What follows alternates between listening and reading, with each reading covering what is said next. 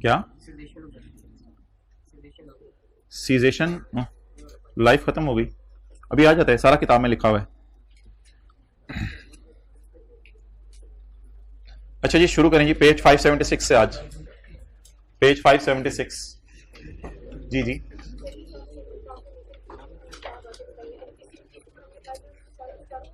नहीं, कोई एक एग्रीकल्चरल एक्टिविटी, कोई एक एग्रीकल्चरल एक्टिविटी क्या है जी? बोलें, एग्रीकल्चरल एक्टिविटी की डेफिनेशन बताएं भाई।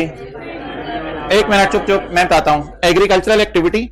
अच्छा, वो मैंने आपको कहा था IAS 38 के ना पैरास आपको बताने हैं जो हाईलाइट करने हैं, वो मैं बताने की जरूरत नहीं है, मैं देख रहा था बुक के शुरू में डले हुए हैं, तो बुक के शुरू में आप जाएं, IAS 38 के पैरास डले होंगे, वो वहां से देख के आप स्टैंडर्ड में जाके हाईलाइट कर लीजिएगा। थोड़े से पैरास हैं, कुछ ज्यादा पैरास नहीं है। मिल गए? ठीक है, छोड़े पर अभी इधर मेरी तरफ अटेंटिव रहें। Okay, agricultural activity is the management of biological transformation. यार इसको बार बार मैं क्यों कर रहा हूं? पहले उधर कराया है, फिर इधर दोबारा वही बात कराने लगा हूं, ताकि बस याद हो जाए। For the purpose of sale, for the purpose of sale. तो पता नहीं ये कौन सा मुल्क है जहां गधे बिकते हैं, तो ये सेल के लिए बायोलॉजिकल एसेट रखा हुआ है। इसलिए क्या हम इसकी बायोलॉजिकल ट्रांसफॉर्मेशन मैनेज कर रहे होंगे? ओके, एग्रीकल्चरल एक्टिविटी, तू बहुत ही ऊपर चढ़ गए। Agricultural activity is the management of biological asset for the purpose of creating additional biological asset. पहला पर्पज क्या हो गया? सेल या बेबीज या agricultural activity is the management of biological for the purpose of harvesting agricultural produce. नजर नहीं आ रहा तो लिख लें, for the purpose of harvesting agricultural produce from that.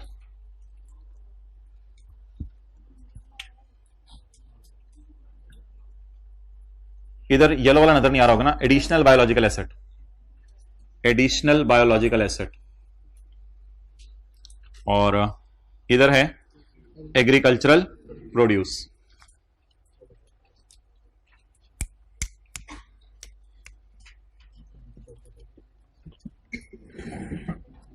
अच्छा, आपको कभी इस तरह सोचा आपने जिंदगी के किसी मोड़ पे कि अकाउंटेंट्स ने ये स्टैंडर्ड बनाने से पहले कितना सोचा होगा? पहले सारे जानवर और प्लांट्स का सोचा होगा नाम क्या रखें, नाम फिर किसी ने मशवरा दिया होगा, किसी ने कहा होगा इनका नाम रख दो एनिमल स्लैश प्लांट, तो फिर किसी अच्छे अकाउंटेंट ने कहा होगा नहीं बायोलॉजिकल एसेट्स इनके नाम रख दो। फिर वो चीजें हार्वेस्टिंग, आप लोग शायद समझते थे आज तक सिर्फ फसलों को हार्वेस्ट करना, लेकिन अकाउंटेंट्स ने यही हार्वेस्टिंग का लफ्ज पकड़ के रगड़ दिया सब पे। मिल्क निकालने को भी हार्वेस्टिंग, वूल उतारने को भी हार्वेस्टिंग, कुछ ऐसे अल्फाज निकाले। फिर जिन लोगों को समझ नहीं आई हार्वेस्टिंग, तो उन्होंने कहा हम हार्वेस्टिंग इस माने में ले रहे हैं। फिर मुख्तलिफ किस्म के लोग काम करते थे, उसका नाम कुछ ना कुछ आया होगा। एग्रीकल्चर से आपके जहन में सिर्फ पौधे होते होंगे, लेकिन हमारा स्टैंडर्ड पौधों से बाहर निकल गया। एग्रीकल्चर में तो हमारा स्टैंडर्ड जानवरों को भी पकड़ लिया उसने, एग्रीकल्चरल एक्टिविटी। तो डिफरेंट चीजों को अकाउंटेंट्स ने नाम रखे, मतलब अकाउंटेंट्स काफी सोचते हैं चीजों को और बड़ी बारीकी से देखते हैं और उसके बाद किसी नतीजे के ऊपर पहुंचते हैं। थोड़ी देर के लिए अकाउंटेंट्स की शान के अंदर आधे मिनट की खामोशी इख्तियार करें, फिर आगे चलते हैं।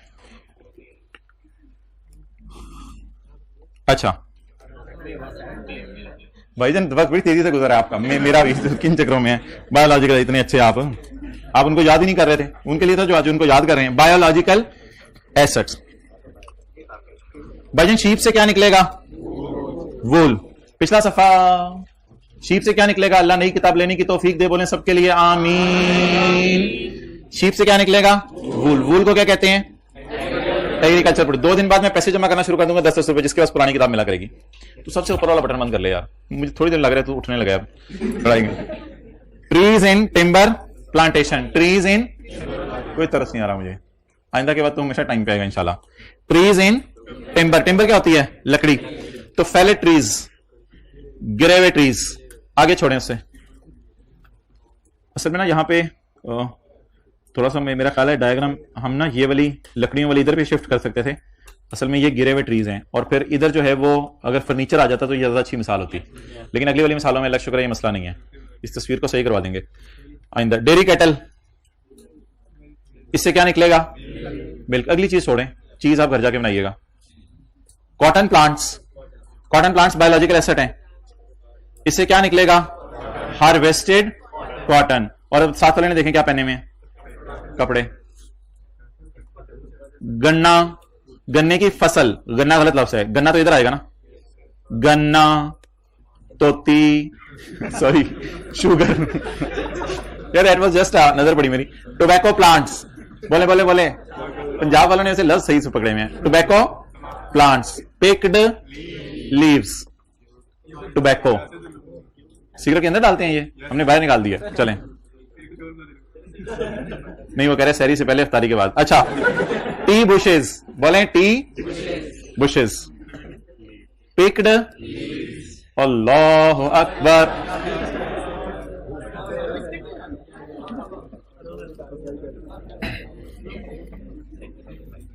पता नहीं बात आउट ऑफ कॉन्टेक्स्ट ही आपको लगेगी, लेकिन चलें कर दें, कोई मसला नहीं है, शायद आपको समझ आ जाए ना आए। रायगढ़ में एक बुजुर्ग होते थे, अब तो वो चले गए इस दुनिया से, वैसे समझाने के लिए क्या कहते थे, कहते थे घर बार दोस्त यार कारोबार रिश्तेदार छोड़ छाड़ कर तुम रायगढ़ में आए बयान सुनने, और बयान छोड़ा एक प्याली चाय के लिए। तो इसलिए बयान में कोई चाय पीने जा रहा होता था तो उनको बड़ा गुस्सा चढ़ता था। अच्छा आगे चलें जी, फ्रूट ट्रीज, फ्रूट ट्रीज के बाद पिक्ड फ्रूट्स, अल्लाह अकबर। ऑयल पाम, पिक्ड, और थले आ जा तेरी मेहरबानी, picked fruit, palm oil. Rubber trees से निकलती है लेटेक्स, ये व्हाइट वाली, और उससे क्या बनती है, तो ये क्या चीजें हैं जी, बायोलॉजिकल, ये एग्रीकल्चरल प्रोड्यूस, और ये products that result from processing after harvest, वो प्रोडक्ट्स जो रिजल्ट होती हैं आफ्टर हार्वेस्ट, प्रोसेसिंग करके। तो चलें जी, बस सब पहले सफे से पढ़ना शुरू कर दें जो जो चीजें हैं। अभी आप स्कोप पैरा ना पढ़िएगा, क्योंकि स्कोप पैरा भी समझ नहीं आएगा। पेज पहला वाला, ना तेरा ना मेरा, पहला पेज, कोई तरस नहीं आ रहा, मैं भी तो खड़ा हूं इतनी देर से, तेरी मुस्कुराहट मुझे और मोटिवेट करती है, तुझे खड़े रखो। The table below provide examples of biological assets, agricultural produce and products that are results of processing after harvest. ये स्टैंडर्ड में किस पैरे में दी हुई है, पैरा 4 में। वो सारी हमने डायग्राम्स के साथ देख ली हैं, तो ये घर जाके एग्जांपल सारी दफा पढ़ लीजिएगा आप, ठीक है।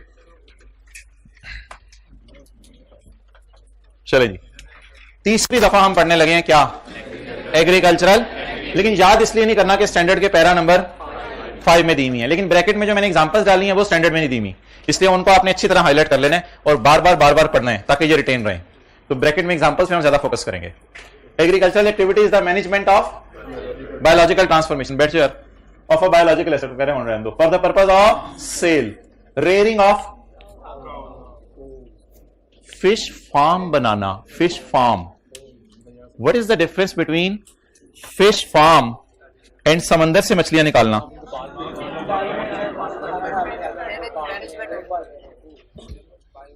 ये क्या है भाई, आप किसी में भी खोल दें हमें डायग्राम, हम तो बुरा नहीं बनाएंगे। ये क्या है, फिश फार्म, फिश फार्म है। यहां पे ये बंदा मैनेज कर रहा है बायोलॉजिकल ट्रांसफॉर्मेशन को, तो फील लाइक मछलियां, टू मैनी मछलियां, टू मच, यार मेरी अंग्रेजी इतनी अच्छी नहीं, सॉरी माजरत। ये क्या है, ये क्या है, अगेन फिश फार्म है, फिश फार्म है, फिश फार्म है। अच्छा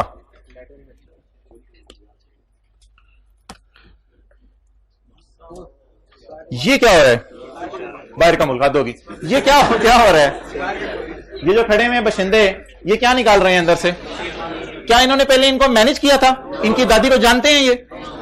तो इसका मतलब है ये फिश फार्मिंग होगी या ओशन में जाके या समंदर में जाके आप मछलियों को निकाल रहे हैं, बनी बनाई मछलियों को निकाल रहे हैं या पहले खुद मैनेज किया था? हमारा स्टैंडर्ड किस पे लगता है, थोड़ा सा इधर चेहरा, इन वाली पे या पिछली वाली पे? पिछली वाली पे, पिछली वाली पे, इन वाली पे नहीं लगता। फिश फार्मिंग लिखे ब्रैकेट में, फार्म हाउस, फार्म हाउस आपने बनाया फिश का, तो फिर उस पर बायोलॉजिकल ट्रांसफॉर्मेशन मैनेज कर रहे होंगे ना। ओके चलें जी, agricultural activities of management of biological transformation of a biological asset for the purpose of creating additional biological assets. Example given, calf from cows, parrots kept for नए बच्चे breeding by a bird shop, so that their offspring या of autumn offspring can be sold. निकले उनको बेचे. Horses kept in अस्तबल for horsiयां for breeding. अस्तबल नहीं होगा स्टेबल. अच्छा. Agricultural activities the management of biological transformation of biological asset for the underlying की मेन चीजें. For the purpose of harvesting agricultural produce from that asset means wool from, milk from, picked fruit from trees. इसको आप ना खुद पढ़ाइएगा और फिर कोई discussion हमने करनी है इस पे कर लेंगे. अकेले में पढ़ाइएगा. अब तो यार एक एक लफ्ज का आप लोग पता नहीं वो चैट जीपीटी में जाके तर्जमा देखते हैं तो गूगल बहुत पीछे रह गया. अच्छा बायोलॉजिकल 7 वाले से तू चुप रहे नहीं पता देते हैं जी बोल. अच्छा biological transformation. Biological transformation growth कैसे होती है? इंक्रीज इन और improvement in quality of an animal और calves grow in mature cattle, trees grow.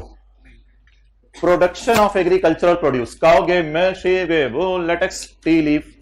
Degeneration, a decrease in quantity or deterioration in quality of an animal. बीमारी कोई लग गई ना यार बातें ना करो ना, तो मेरा कोई दोस्त नहीं है मैं कैसे करूं. Decrease in quantity may be through death or cut down or old age. Procreation और reproduction, हाँ वहां लफ्ज गलत लिखा हुआ है ये, यहां हमने प्रोडक्शन, ये रिप्रोडक्शन है. प्रोक्रिएशन तस्वीर एंड में दोबारा लेनी पड़ेगी. रिप्रोडक्शन मैं भी कह रहा लफ्ज सेम क्यों है. प्रोक्रिएशन और reproduction, creation of additional living animals और plants that cause change in quality और, तो वो सारी चीजें जो व्हाइट बोर्ड पे लिखी हुई हैं यहां भी लिखी हुई हैं. बायोलॉजिकल एसेट क्या है जी, बोले बोले जल्दी. Biological asset it is a living animal और a living plant. Agricultural produce, वो जो अभी 3 देखी हैं उस 3 में जो दरमियान वाला था, harvested product of entities biological assets. Harvest क्या होता है? अलग करना, डिटैच करना. The detachment of produce from a biological asset और the cessation of biological assets life. Group of biological assets. अच्छा अगर आपके पास 100 गायें हैं तो 100 के 100 को बाजार में लेके जाएंगे साल के एंड पे फेयर वैल्यू लगवाने के लिए. एक तो 10 होकर उधर ही बैठी रहेगी. ये क्या तरीका है? हर साल लेके जाते हो, लूट में चाहिए भी है. फिर आप उनकी क्या कर लें? ग्रुपिंग. मिसाल के तौर पे ये सारी मियां वाली से खरीदी हुई है, ये सारी चीचू की मलियां से खरीदी हुई है. 50 वो हो गई, 50 वो हो गई, ठीक है, उनको अलग कर लिया. फिर आगे कैटेगराइज करें कि वो जो 50 वो वाली हैं उनमें से जो 10 हैं वो 3 साल से कम है और जो 40 हैं वो 4 साल की हैं. तो इस तरह बायोलॉजिकल एसेट्स की क्या कर लें? ग्रुपिंग. ग्रुपिंग करने के बाद फिर हर ग्रुप में से एक एक गां को लेके बाजार जाने की जरूरत नहीं है, एक एक गाय की कीमत लगवा लें. तो इसका मतलब ये नहीं कि सारे जानवरों की कीमत लगाएं, उनकी क्या करनी पड़ेगी? A group of biological assets is an aggregation of similar living animals or plants. लिख दें based on age, age की बेस पे कर सकते हैं. Based on race, फिरका कौन सा है, यानी किस इलाके से आई हैं. Based on age, दोंदा, दोंदा, अनदोंदा.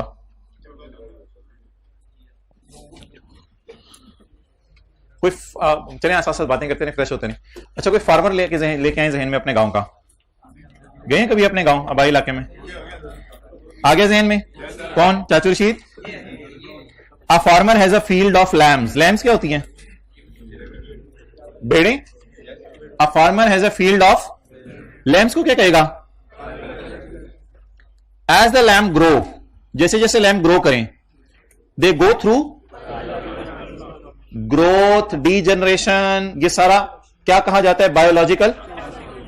As sheep they are able to procreate, मोनस होने की वजह से they are able to procreate. And lambs will be additional biological and wool from the sheep provides a source of revenue from the farmer. Once the wool has been sheared, हाँ ये बड़ा important concept है जो कल हमने discuss किया था. जिस वक्त दूध निकल रहा है वो एग्रीकल्चरल प्रोड्यूस है, लेकिन 1 सेकंड बाद डेट इज इन्वेंट्री. जब वूल उतर रही है तो डेट इज एग्रीकल्चरल, बट जब वूल अब पड़ी हुई है साइड पे 1 सेकंड बाद, that is inventory. Once the wool has been sheared from the sheep, shearing को क्या कहते हैं? Harvesting. IS2 requires that it accounted for as a regular inventory. तो लिखें हार्वेस्टिंग के 1 सेकंड बाद एग्रीकल्चरल प्रोड्यूस का नाम इन्वेंट्री बन जाता है. हार्वेस्टिंग के 1 सेकंड बाद एग्रीकल्चरल प्रोड्यूस का नाम इन्वेंट्री बन जाता है.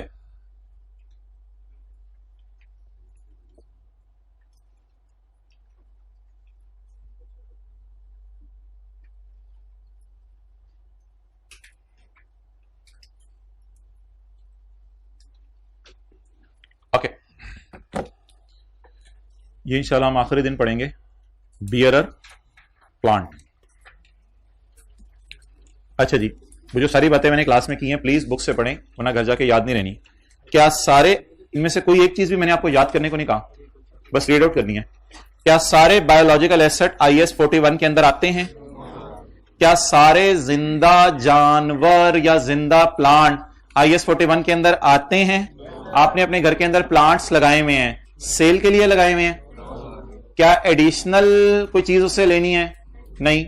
आपने कोई बेबीज लेके आगे बेचने हैं? नहीं। अच्छा, no. If animal is held in zoo और park for recreational purpose, it does not fall under, as there is no agricultural activity. Agriculture activity की डेफिनेशन में फॉल नहीं कर रहा ना।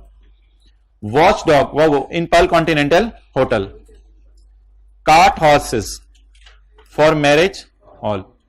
पीकॉक कहां से आ गया, इसका तो हमने जिक्र नहीं किया था। केप्ट बाय अ रेस्टोरेंट ने पीकॉक क्यों रखा हुआ है? ऐसे के कस्टमर्स के लिए, आओ भाई देखो, ची पू पा करो, चूरी खाएगा मियां मिठू, नहीं खाएगा जा फिर। अच्छा, मूल्स क्या होते हैं?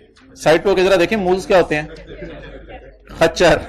Moles kept for transportation of luggage by a tourist company. जो किसी पहाड़ी इलाके के अंदर टूरिस्ट कंपनी है, उसने खच्चर या जानवर रखे हुए हैं ताकि लोगों का सामान उठा के लेके जाएं, क्योंकि लोग पैदल जा रहे हैं, उनका सामान उठा के लेके जा रहे हैं। अब सवाल यह राइज होगा, क्या वो खच्चर सेल के लिए रखे हुए हैं? क्या वो चौथे चौथे बेबीज के लिए रखे हुए हैं कि निकलें आ जाएं तो कोई मसला नहीं। और तीसरी बात, क्या वो जिबात साथ ये क्या बातें कर रहे हैं, ये क्या लोग हैं, इनको समझाओ यार, क्लास के बाद ले जाना इनको जरा। अच्छा, are all biological assets are measured at fair value less cost to sell? No भाई, जब वो बायोलॉजिकल एसेट्स IS 40 नहीं, बायोलॉजिकल एसेट तो हैं क्योंकि लिविंग है, लेकिन वो IS 41 के स्कोप में फॉल नहीं करते ना। तो रेफर, क्या सारे बायोलॉजिकल एसेट्स को मेजर किया जाता है फेयर वैल्यू कॉस्ट सेल पे? No, because above examples do not fall under the definition of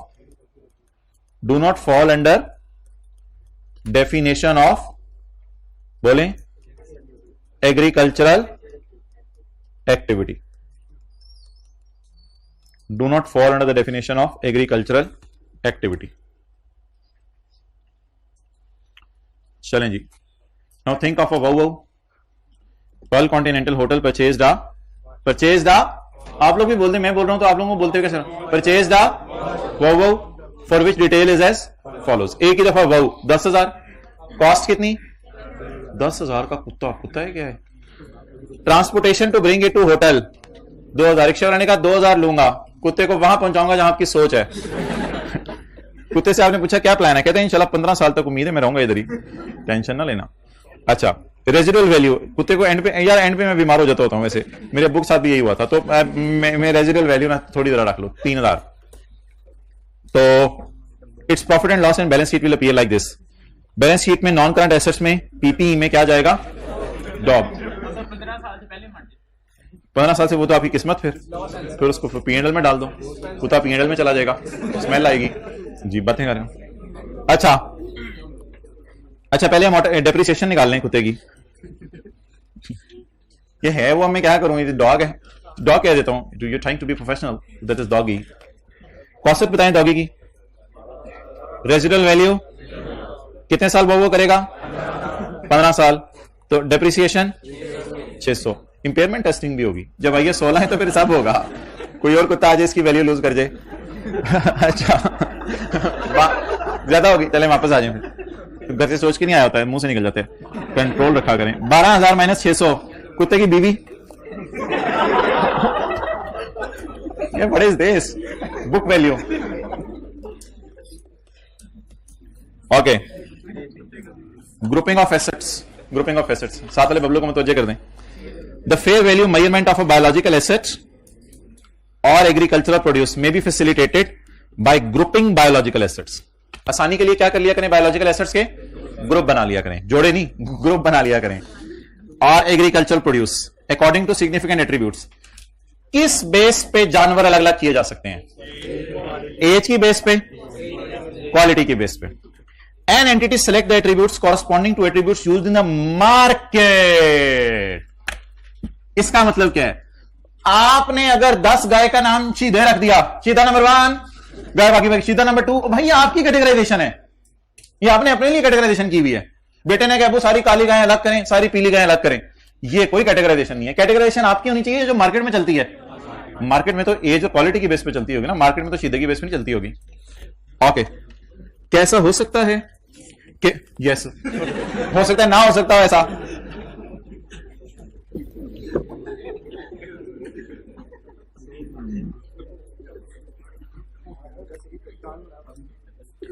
कैसा हो सकता है?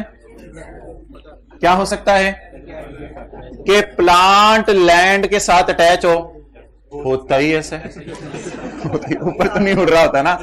सर मैं जा रहा था, जामुन का दरख्त उड़ रहा था, मैंने जप्पी डाली, घर पहुंच गया।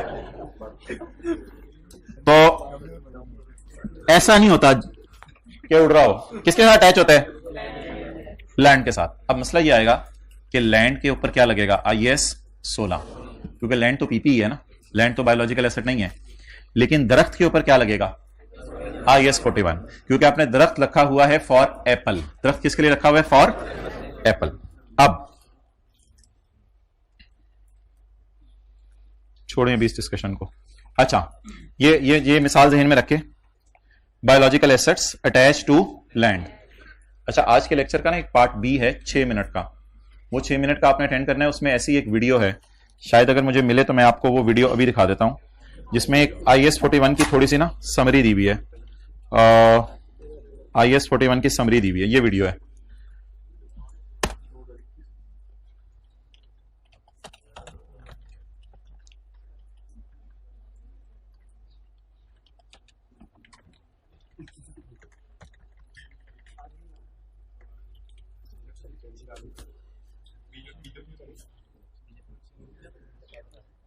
ठीक है, डेफिनेशंस है।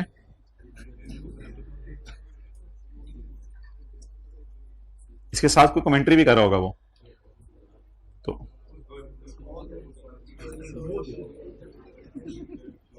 ये वो लैंड वाली बात भी होगी हमारी। लैंड इज नॉट अ, और ऊपर देखें only the tree is a biological asset. अच्छा, ग्रोथ, डीजनरेशन, प्रोक्रिएशन, और बस बार बार लफ्ज पढ़ने से याद हो जाएंगे। और पर्दे के पीछे रिकॉर्डिंग क्राइटेरिया भी आप देख लेंगे, वो कल हम डिस्कस करेंगे। मेजरमेंट किस पे होनी है? Fair value less cost to sell. पर एग्रीकल्चरल प्रोड्यूस की भी मेजरमेंट किस पे होनी है? थोड़ा सा चेहरे की अलाइनमेंट ना व्हाइट बोर्ड की तरफ रखे, थोड़ा सा, ज्यादा नहीं। ठीक है, तो ये सारी वीडियो देख लो। कितों आ गई? तो ये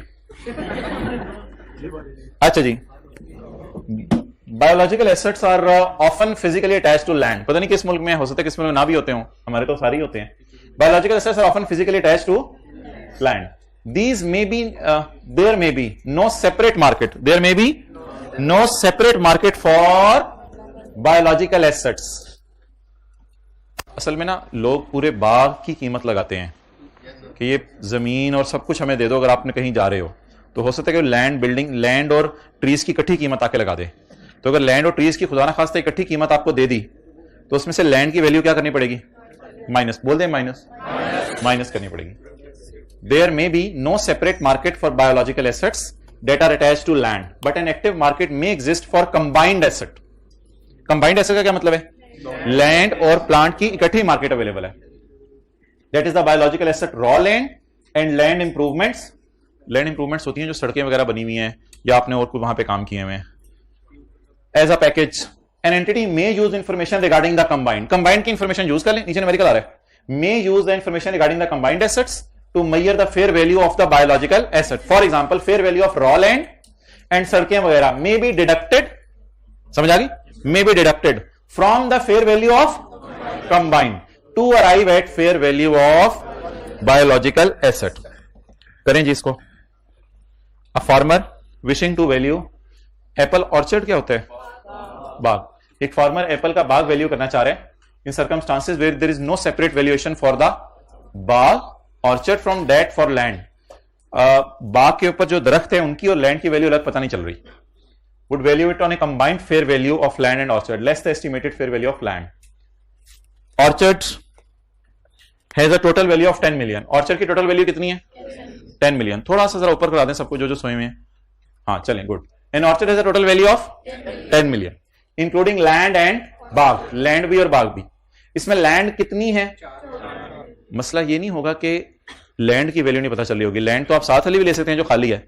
मसला क्या हुआ करेगा? बाग की फेयर वैल्यू पता नहीं चल रही होगी. आप मुझे बता दें, जब बैलेंस शीट बनेगी तो बैलेंस शीट बनते हुए पूरी बैलेंस शीट बना देते ना. ऑर्चर्ड किसके तौर पे नजर आएगा? बायोलॉजिकल एसेट के तौर पे. और इस पे कौन सा स्टैंडर्ड लगेगा? और कितने पे नजर आएगा? 6 पे. और लैंड पे, लैंड को क्या कहेंगे? पीपी. और इस पे कौन सा स्टैंडर्ड लगेगा? IS 16. और लैंड किस पे मैयर होगी? 4 के ऊपर. तो बताएं किस में से किस की वैल्यू माइनस करेंगे तो क्या आएगा?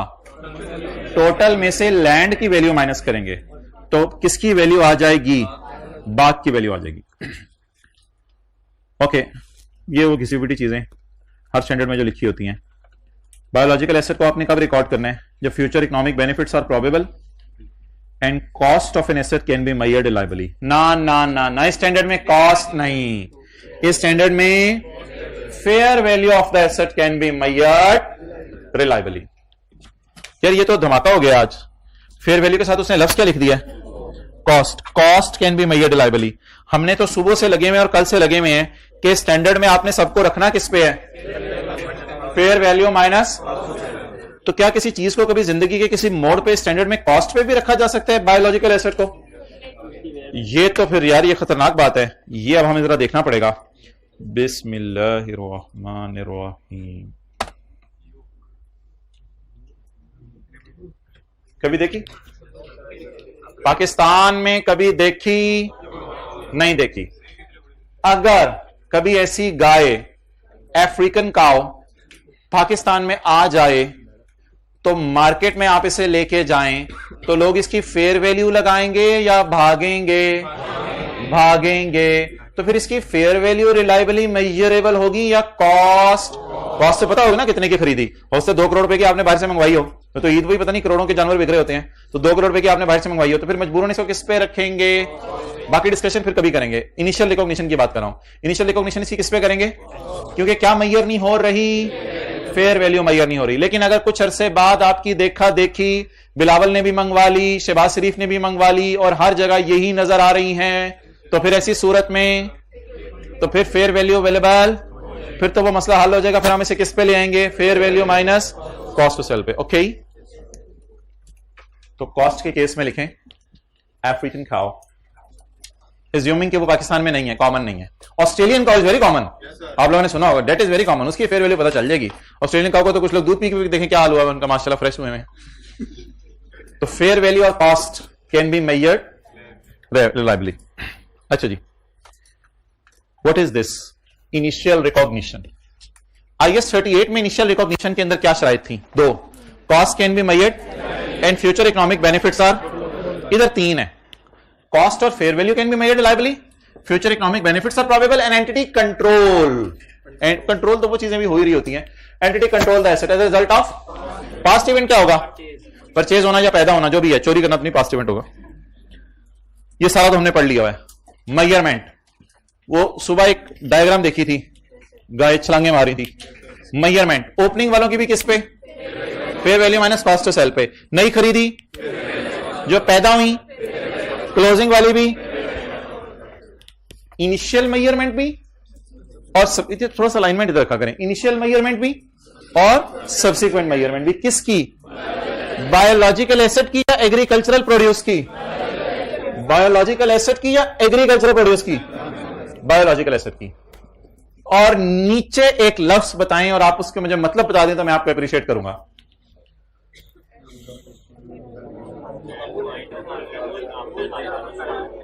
सब्सिक्वेंट मेजरमेंट का लफ्ज क्यों नहीं यूज किया?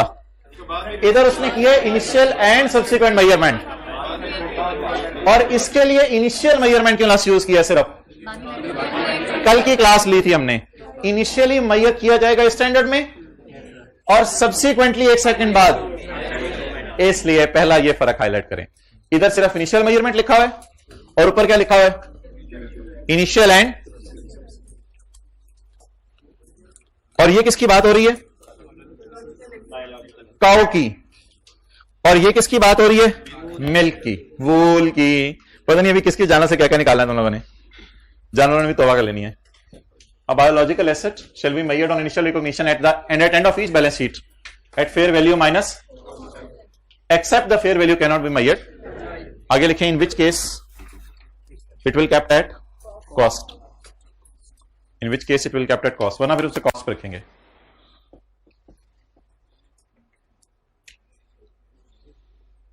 अच्छा, if you have thousands of animals, आंखें बंद करें, एक मैदान है, घास है, उसमें आप लेटे हुए हैं और चारों तरफ 1000 गायें हैं। वापस आ जाएं छलांगे मारते हुए उनमें से।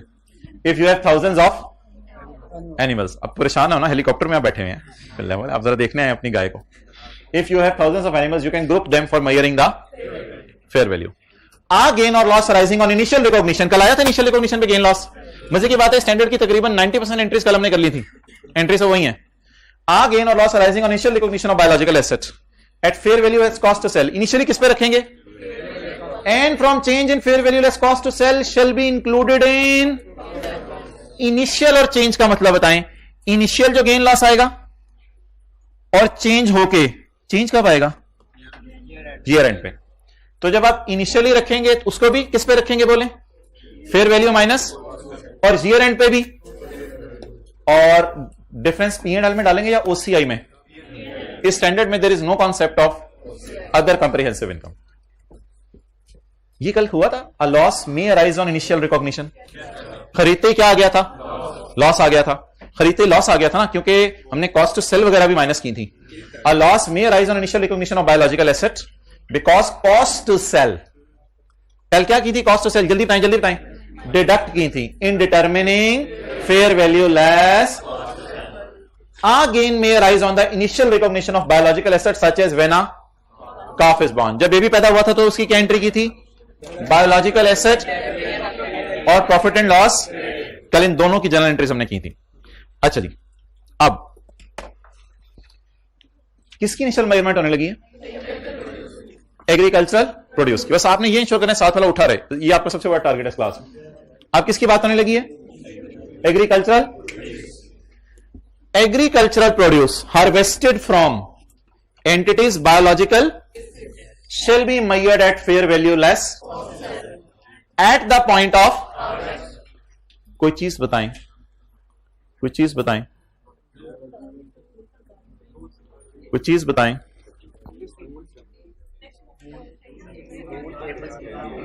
हाथ खड़ा करके, हाथ खड़ा करके, हाथ खड़ा करके, हाथ खड़ा करके, कुछ नहीं है। एग्रीकल्चरल प्रोड्यूस को कॉस्ट पे इनिशियली कभी नहीं मेजर करना, क्योंकि कहते हैं एग्रीकल्चरल प्रोड्यूस बाय डिफॉल्ट ऐसी चीज है, इसकी आपको फेयर वैल्यू बाजार में पता चली जाएगी। ये कोई ऐसी चीज नहीं है जो बाजार में मिले ना। तो एग्रीकल्चरल प्रोड्यूस की कहते हैं फेयर वैल्यू आपको पता नहीं है, कहते मैं नहीं मानता ये कहते मैं नहीं मानता ये कि एग्रीकल्चर प्रोड्यूस की आप कह रहे हो, आप किस दुनिया के कोने में रहते हो कि एग्रीकल्चर प्रोड्यूस की आपको फेयर वैल्यू पता नहीं चल रही। कहते चपेड़े लो मेरी तरफ से। हाँ, बायोलॉजिकल एसेट में ऑप्शंस हैं, अगर आपको फेयर वैल्यू पता नहीं चल रही तो फिर आप किस पे रख दें, लेकिन लेकिन लेकिन लेकिन एग्रीकल्चर प्रोड्यूस को हमेशा इनिशियली मेजर किस पे करना है, कॉस्ट पे या fair value minus cost to sell पे, क्योंकि बाय डिफॉल्ट उनकी नेचर ऐसी है कि हमेशा हर बाजार में उनकी क्या अवेलेबल होती है, fair value. Agriculture produce harvested from an entities. अब कोई बच्चा क्लास के बाद आएगा कहेगा सर उस अफ्रीकन काऊ का जो दूध निकला है वो भाई लोगों ने कहना है उसी दूध जैसा है, बस इसलिए उसकी फेयर वैल्यू सेम होगी, बस लोग इसलिए स्टैंडर्ड कहते हैं इनकी कॉस्ट की टेंशन नहीं लेनी आपने। Agriculture produce shall be measured fair value as cost to sell at the point of, लेकिन फेयर वैल्यू किस दिन निकालनी है, बस साथ वाले को जगह ही रखें, ये आपका सबसे मेन टारगेट है। Fair value minus such measurement is the cost at date when applying IS 2 का मतलब कोई बता दे। जो IS 41 के लिए fair value minus cost to sell निकलेगी, एग्जैक्ट वही फिगर 1 सेकंड बाद जब आप इन्वेंट्री के में शिफ्ट करेंगे तो वही फिगर एग्जैक्ट क्या समझी जाएगी, इन्वेंट्री की कॉस्ट। कल इंशाल्लाह इसकी एंट्रीज रिवाइज करेंगे, अप्लाइंग IS 2 और अदर स्टैंडर्ड देख लेंगे कौन सा है कभी। अगेन और loss on initial recognition of agriculture produce, क्या मतलब, मिल्क या वूल कल क्या एंट्री उसकी की थी, याद है किसी को? नहीं, एग्री बायोलॉजिकल एसेट नहीं, एग्रीकल्चरल प्रोड्यूस डेबिट और P&L कल सारी एंट्रीज कर ली हुई थी। अगेन और कैसे, आई कांट बिलीव, ये किसका मोबाइल लिया हुआ मैंने, कौन जमा करके गया था, कोई बंद भी नहीं करते, तो कंपनी जिम्मेदार नहीं है, मैंने क्या लिया था। अगेन और loss rising on initial recognition of agriculture produce, शुक्र है नमाज में नहीं बोला, अगेन और loss rising on initial recognition of agriculture produce at fair value less cost to sell shall be included in profit और loss for the period in which it, सारे gain loss तू पीछे देखता रहे, हम इनको बताते रहते हैं, सारे गेन लॉस कहां जाने हैं, P&L। आ गेन और लॉस में अराइज ऑन, गेन और लॉस में arise on initial recognition. Loss कैसे आ सकते हैं मिल्क के निकलने पे, आपने केटू के पहाड़ के ऊपर मिल्क निकाला, उसमें से आप कॉस्ट टू सेल ही उससे ज्यादा बढ़ गई, उतना ज्यादा उसने दूध दे दिया, आपने कहा इसको बेचने से बेहतर है दूध को, तो कैसा पॉसिबल है कभी कॉस्ट टू सेल बहुत ज्यादा बढ़ जाए, तो फिर गेन भी आ सकता है और लॉस भी आ सकता है। अच्छा जी, ये तकरीबन कुछ कुतुब ने किया होगा, कुछ मुझे लग रहा है, नहीं मुझे लगी थी तेरी आवाज। अच्छा चलें यार ठीक है, छोड़े बस, पास पेपर का क्वेश्चन 2 MCQs कर दें। MCQs में ट्रू फॉल्स है, देखिए कौन सा सवाल है सर, पास पेपर का सवाल दूसरे दिन हमें कराने लगे हैं, सर मैं जा रहा हूं, जाओ वातुआस है ही 2 सवाल, चलो और बिस्ती करो स्टैंडर्ड की।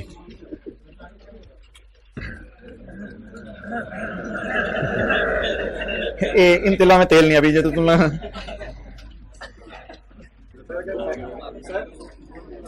हाँ जी भाई,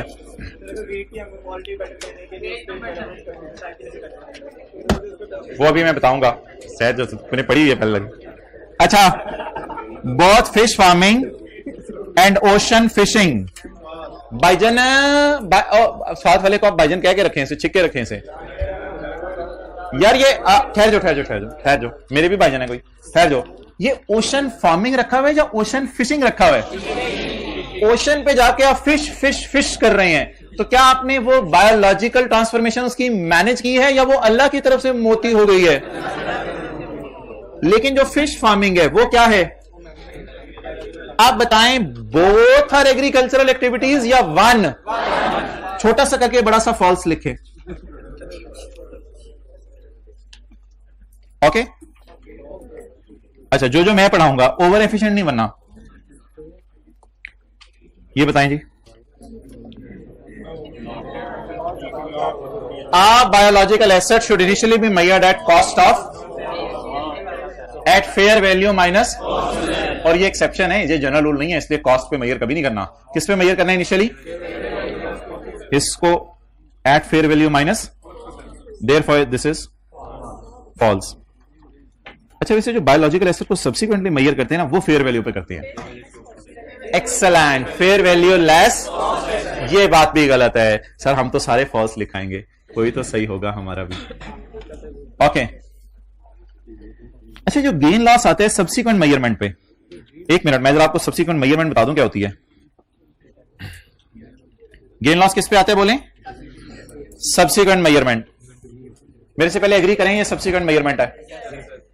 कल वाला सवाल जो एंड पे जाते हुए हमने डायग्राम बनानी ये शुरू की थी, तो ये इनिशियल मेजरमेंट थी परचेज की, ये बॉन्ड की इनिशियल मेजरमेंट थी, ये कौन सी मेजरमेंट है? Subsequent measurement. सब्सिक्वेंट मेजरमेंट पे जो गेन लॉस आता है वो कहां जाता है? P&L के अंदर। अच्छे सवाल बना रहे हैं क्या, या बस खाना पूरी कर रहे हैं? खाना पूरी कर रहे हैं। CA is too easy guy. The gain or loss on subsequent measurement of biological assets should be taken to P&L. बरकत के लिए एक ट्रू आ गया बीच में, अब आगे सारे शायद पता नहीं, ये अगला नहीं आपको समझ आएगा, अगला भी आपको समझ नहीं आएगा। पॉइंट 8 फिर आप में मसला है पढ़े बगैर समझ आने का, चेक कराओ। अच्छा, once wool is extracted from the sheep, कल बंदा जहन में लाएं, उसकी गंज जहन में लाएं, बंदा जहन में आ गया। Once wool is extracted from the sheep, subsequent processing of wool into carpets is accounted for under IS2। Bhaijaan बात बढ़ गई है, कैसे पता चला बढ़ गई है बताएं आप, जल्दी जल्दी जल्दी अब बताना पड़ेगा। हाँ एक्सेलेंट, बात बढ़ गई है, वो हमने कोई एक बात करें। अच्छा, बिल्कुल बिल्कुल बिल्कुल बबलू बता रहा हूं। इस साथ वाले को जो जल्दी पड़ी हुई है ना इसको भेज दें। जा यार तू जा यार, टेंशन पाइए आके। ये किसी दिन टाइम निकाल के आए, आप लोग टाइम ही निकाल के आते। अब जॉन दे दें हम। अच्छा इंटरेस्टिंग बात सुने जाते जाते, बस ड्राइवर को भी बतानी है आपने आज।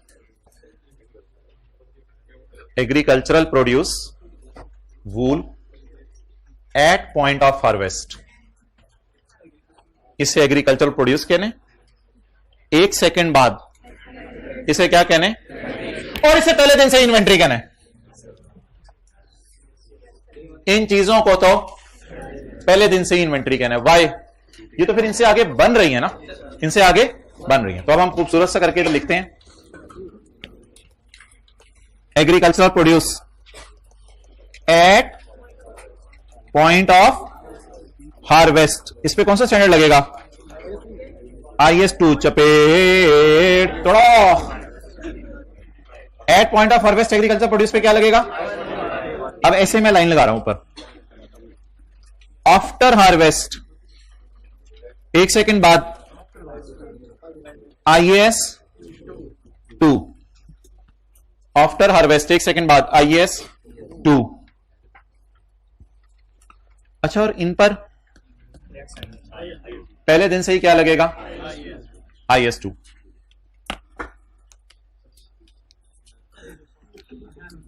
क्लियर? इसको पढ़ लें या IS 38 का एक सवाल दे दूं होमवर्क में, या इसी को पढ़ेंगे? इसी को पढ़ेंगे। और हमारी वो डिस्कशन रह गई है, वो जो इंपेयरमेंट की करनी थी कि उसकी वजह से एस्टीमेट होता है MCQs में। तो आज आप लोग जरा MCQs की डिस्कशन अटेंड करके आ जाएं, जो हजरात नहीं आए थे। आप लोगों को मैंने 100 रुपये जुर्माना भी डालना है, क्योंकि मैंने सब्सक्रिप्शन बाय की कि 100 से ऊपर भी बंदे आ जाए 500 तक तो लो कर दे। तो बंदे उधर 80 आके बैठे हुए थे, तो बल्कि 60-65 थे। तो आप लोगों की क्लास भी लेनी है, जो हजरात नहीं आए थे। आवाज नहीं आ रही थी, ये तेरे जूम में मसला है। जाए आप लोग, ये तेरे जूम में मसला है, ये मेरे जूम में मसला नहीं।